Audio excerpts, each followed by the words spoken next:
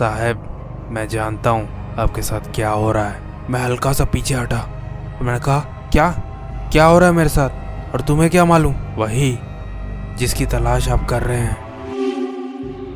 मेरी पहली ही पोस्टिंग एक आर्मी के कैंप में हुई थी, जहाँ पे हम लोगों का एक छोटा सा ऑफिस था, जिसमें मेरे एक सीनियर थे जिनकी रहस्यमय तरीके से मौत हो गई। उन्हें गार्डनिंग का और मोबाइल्स रखने का बहुत शौक था।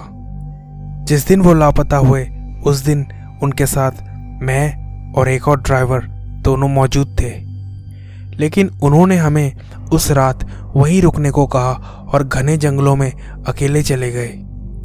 मैं जब उनको घने जंगलों में ढूंढ रहा था तब मुझे उनका आईफोन पड़ा हुआ मिला। मैंने उसे उठा के जेब में रख लिया और उन्हें ढूंढता रहा। जब काफ़ी देर तक ढूंढने के बावजूद भी उनका कोई सुराग नहीं मिला तो मैं और वो ड्राइवर वापस जीप में बैठ के हेडक्वार्टर आ गए। उसके 1-2 दिन बाद ही वो ड्राइवर वहाँ से नौकरी छोड़ के चला गया, लेकिन मैं अंदर ही अंदर जानता था कि उस ड्राइवर को सर की इस रहस्यमय मौत का कुछ ना कुछ अंदाज़ा था। पुलिस वालों ने उनके कमरे से सारा सामान जब्त कर लिया और तहकीकात के लिए भेज दिया। पर ना जाने क्यों उस रात जो आईफोन मुझे जंगल में पड़ा मिला था, मैंने उसे अपने पास ही रख लिया। मैंने वो आईफोन इसलिए नहीं रखा था क्योंकि मुझे वो चाहिए था। मैंने इसलिए रखा क्योंकि मुझे सर के साथ क्या हुआ था पता लगाना था। आसपास के हाव भाव से ऐसा लग रहा था कि लोग इस मामले को दबा देना चाहते थे। मैं अपने कमरे में बैठा कुछ फाइल्स देख रहा था, तभी सर के उसी आईफोन पे एक मैसेज आता है।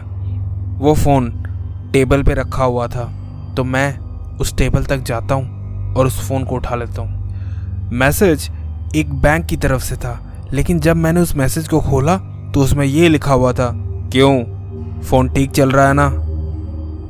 इसे पढ़ के मुझे अजीब सा लगा, भला बैंक वाले लोग ऐसा मैसेज क्यों करेंगे? मैंने उस फ़ोन को वहीं रख दिया और काम करने वापस लग गया। तभी उसी बैंक से दूसरा मैसेज आता है, पौधों को पानी अच्छे से देना।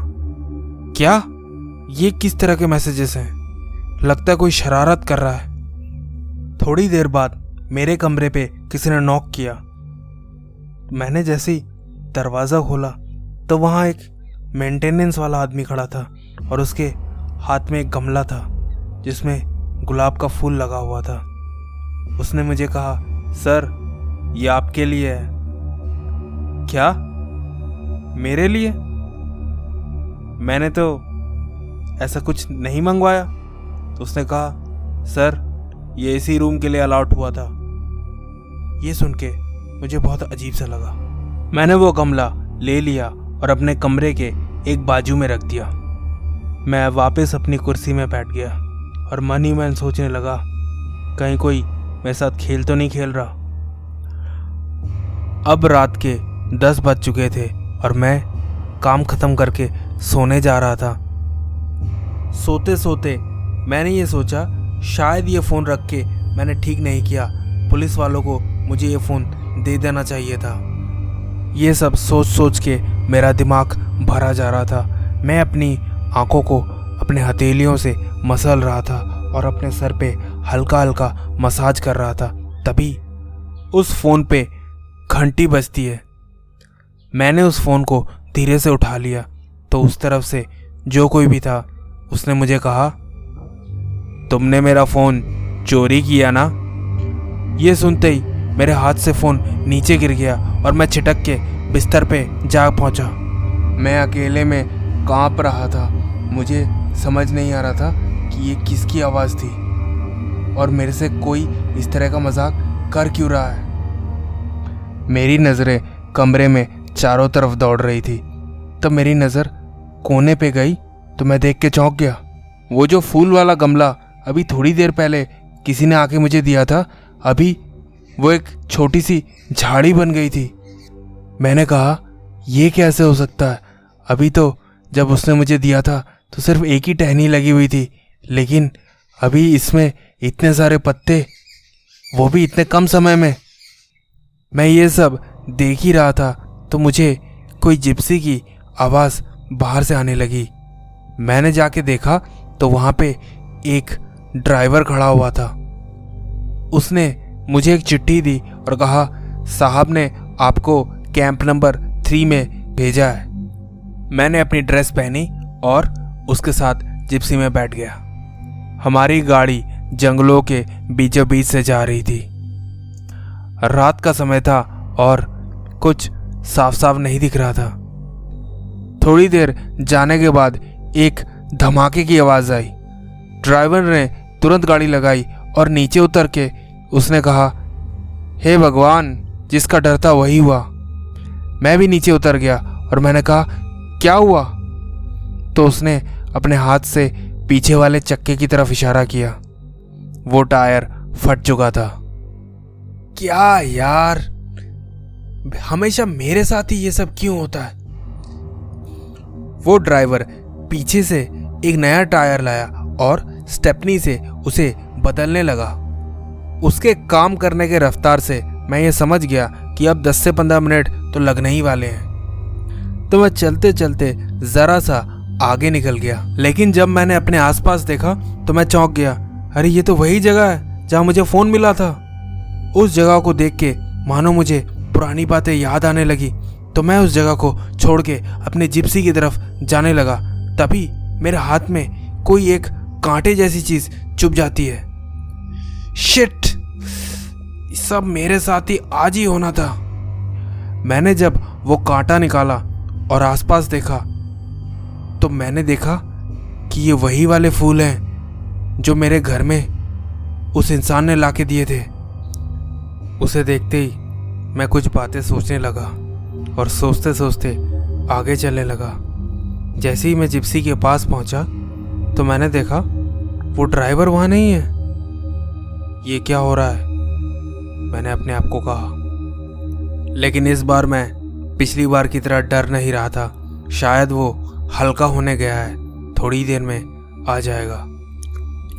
समय को पास करने के लिए मैंने सिगरेट के पैकेट से एक सिगरेट निकाली और उसका गश्त लगाने लगा। पीछे से मानो किसी ने मुझे आवाज़ दी, मुकुल।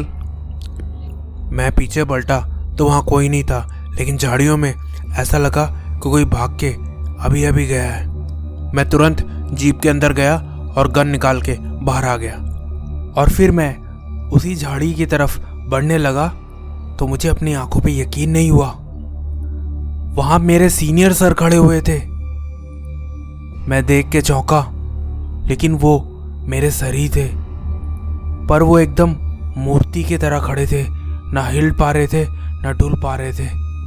मुझे समझ नहीं आ रहा था कि मैं क्या करूं। तभी मेरे जेब में जो आईफोन पड़ा हुआ था उस पर मैसेज आता है, तुम्हारे साथ भी वही होगा जो मेरे साथ हुआ।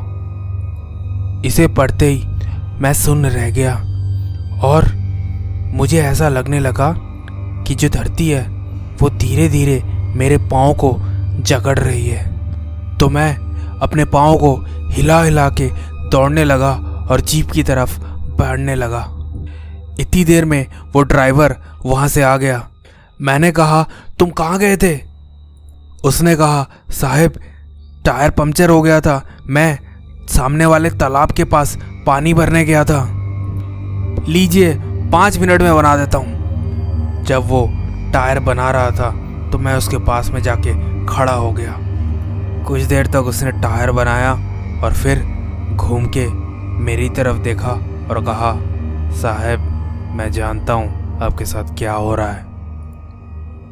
मैं हल्का सा पीछे हटा और मैंने कहा, क्या हो रहा है मेरे साथ और तुम्हें क्या मालूम?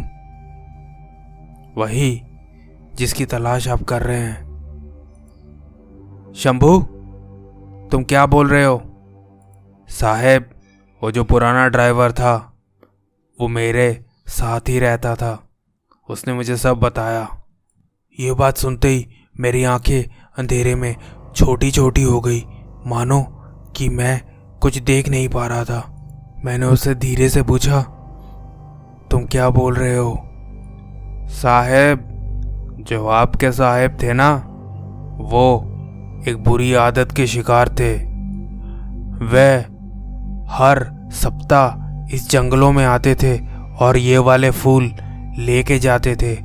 माना ऐसा जाता है कि इन फूलों में पारस पत्थर की शक्ति है।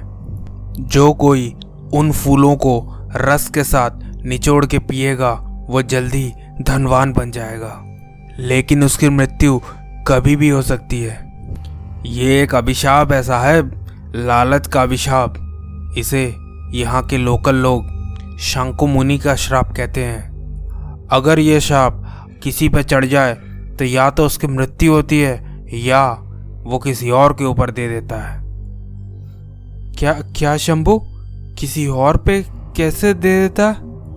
साहब, इस तरह का एक पौधा अपने गमले में लगा के उसको दूसरे के यहाँ भिजवा दीजिए तो अभिशाप उस पे चला जाता है। क्या?